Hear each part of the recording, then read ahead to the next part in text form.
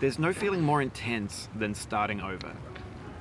If you deleted your homework the day before it was due, as I have, or if you left your wallet at home and you have to go back after spending an hour in the commute. If you won some money at the casino and then put all your winnings on red but it came up black. If you got your best shirt dry cleaned before a wedding and then immediately dropped food on it. If you won an argument with a friend and then later discovered that they just returned to their original view. Starting over is harder than starting up. If you're not ready for that, like if you've already had a bad day, then what you're about to go through might be too much. Feel free to go away and come back. I'll be here.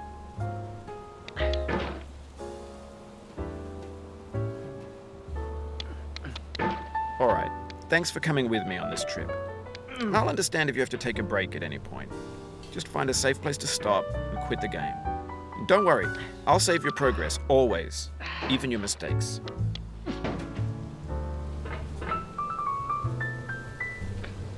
This game is a homage to a free game that came out in 2002 titled Sexy Hiking. The author of that game was Jazuo, a mysterious Czech designer who was known at the time as the father of B games. And B games are rough assemblages of found objects. Designers slap them together very quickly and freely, and they're often too rough and unfriendly to gain much of a following. They're built more for the joy of building them than as polished products.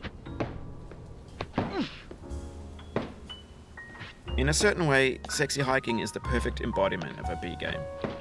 It's built almost entirely out of found and recycled parts, and it's one of the most unusual and unfriendly games of its time.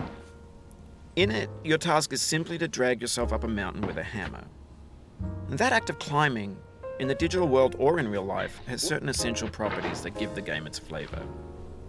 No amount of forward progress is guaranteed. Some cliffs are too sheer or too slippery, and the player is constantly, unremittingly in danger of falling and losing everything.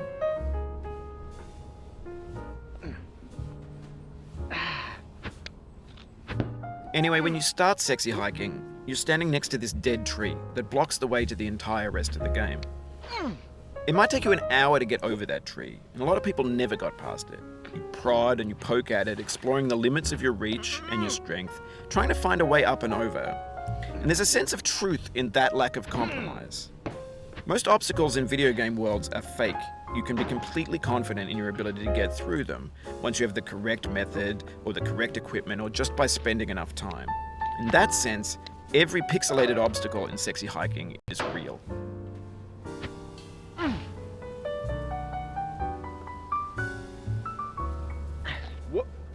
The obstacles in Sexy Hiking are unyielding, and that makes the game uniquely frustrating. But I'm not sure Jazuo intended to make a frustrating game. The frustration is just essential to the act of climbing, and it's authentic to the process of building a game about climbing. A funny thing happened to me as I was building this mountain. I'd have an idea for a new obstacle, and I'd build it, test it, and it would usually turn out to be unreasonably hard. But I couldn't bring myself to make it easier. It already felt like my inability to get past the new obstacle was my fault as a player rather than as a builder. Imaginary mountains build themselves from our efforts to climb them, and it's our repeated attempts to reach the summit that turns those mountains into something real.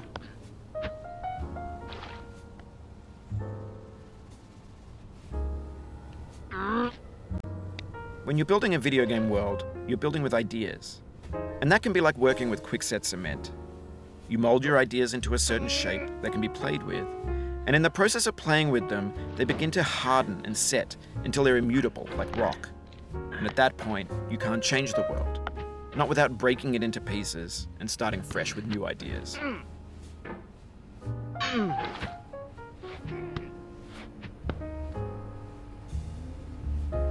For years now, people have been predicting that games would soon be made out of prefabricated objects, bought in a store and assembled into a world. And for the most part, that hasn't happened, because the objects in the stores are trash. I don't mean they look bad or that they're badly made, although a lot of them are.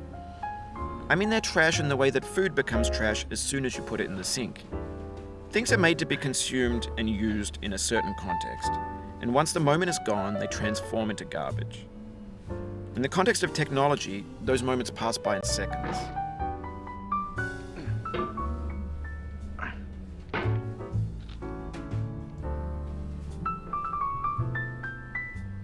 Over time, we've poured more and more refuse into this vast digital landfill that we call the internet. It now vastly outnumbers and outweighs the things that are fresh and untainted and unused. When everything around us is cultural trash, trash becomes the new medium, the lingua franca of the digital age. And you can build culture out of trash, but only trash culture. Be games, be movies, be music, be philosophy. Maybe this is what digital culture is. A monstrous mountain of trash, the ash heap of creativity's fountain. A landfill with everything we ever thought of in it. Grand, infinite, and unsorted. There's 3D models of breakfast, Gen X's fanfic novels, scan magazines, green screen Shia LaBeouf, banned snuff scenes on LiveLeak. Facebook's got lifelike bots with unbranded adverts and candid shots of Kanye and Taylor Swift mashups, car crash epic failed GIFs, Russian dashcam vids, discussions of McRibs, discarded, forgotten, unrecycled, muddled, rotten, untitled.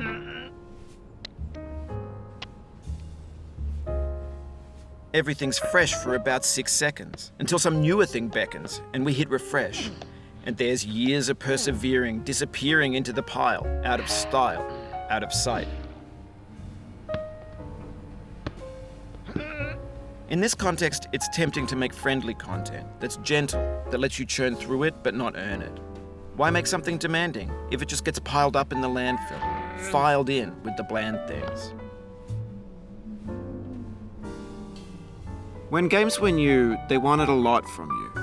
Daunting you, taunting you, resetting and delaying you. Players played stoically. Now everyone's turned off by that. They want to burn through it quickly. A quick fix for the fickle, some tricks for the clicks of the feckless. But that's not you, you're an acrobat. You could swallow a baseball bat. Now I know, most likely you're watching this on YouTube or Twitch, while some dude with 10 million views does it for you. Like a baby bird being fed chewed up food. That's culture too. But on the off chance that you're playing this, what I'm saying is, trash is disposable, but maybe it doesn't have to be approachable. What's the feeling like? Are you stressed? I guess you don't hate it if you got this far. Feeling frustrated? It's underrated. An orange is sweet, juicy fruit locked inside a bitter peel. That's not how I feel about a challenge. I only want the bitterness. It's coffee. It's grapefruit. It's licorice. It feels like we're closer now. Composer and climber, designer and user. You could have refused, but you didn't. There was something in you that was hidden, that chose to continue. Oh.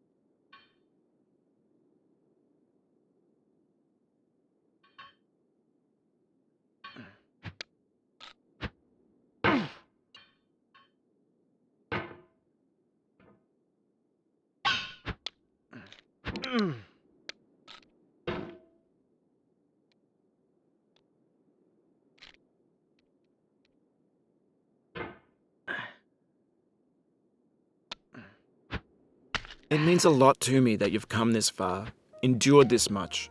Every wisecrack, every insensitivity, every setback you've forgiven me is a kingly gift that you've given me.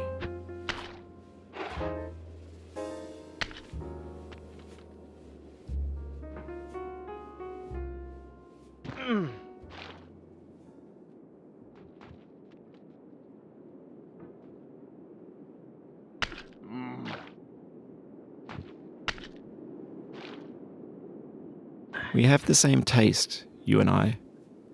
It's not ambition. It's ambition's opposite. An obdurate mission to taste defeat. You'll feel bad if you win, so I put this snake in for you.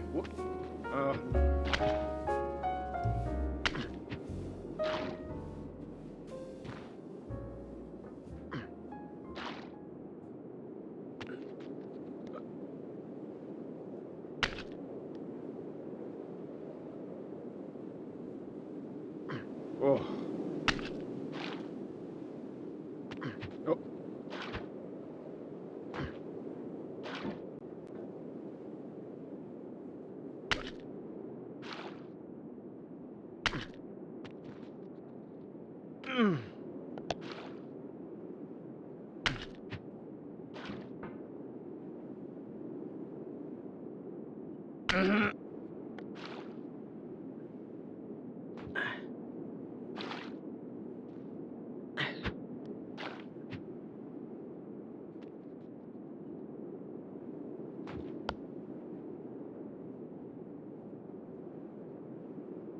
No.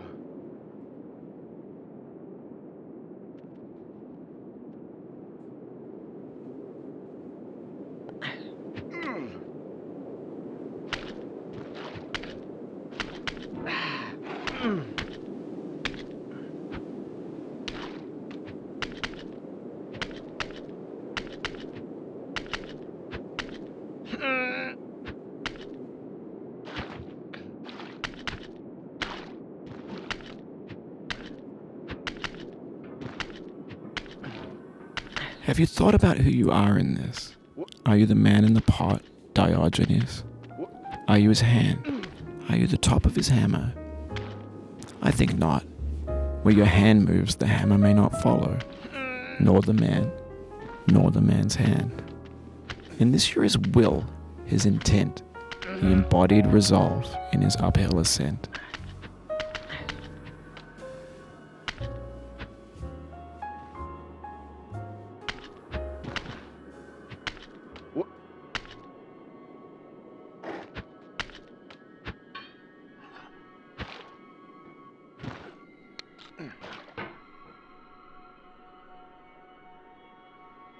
Now, you've conquered the ice cliff, the platforms, the church, and the rectory, the living room and the factory, the playground, the construction site, the granite rocks, and the lakeside. You've learned to hike. There's no way left to go but up, and in a moment I'll shut up. But let me say, I'm glad you came.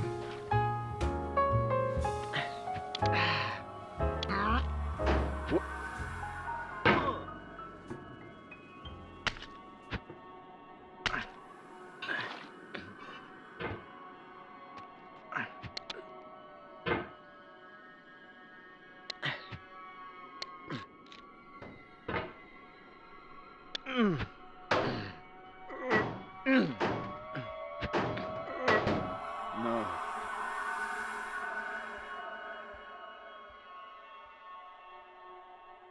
I dedicate this game to you, the one who came this far.